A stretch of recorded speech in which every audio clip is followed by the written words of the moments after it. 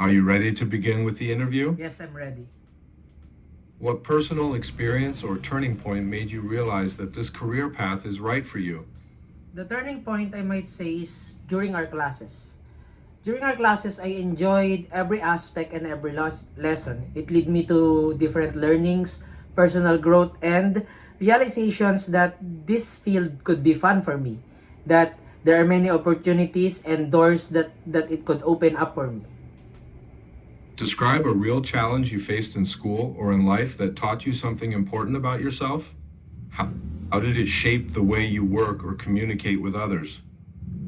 A challenge I face during my time as a student is time management and adapting to the different lessons and classes. I was an irregular student during our lessons, which made me different from others and apart from my friends. But still, I persevered, I tried communicating one by one, made peers along the way, and it taught me different lessons. And step by step, I adapted to the time, to the different classes, even the different sections and year levels that I was part of.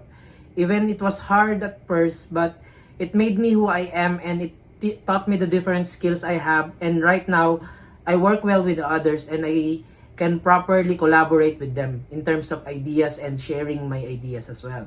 How do you see this job helping you grow personally and professionally in the next years? I think this job will be a stepping stone for me.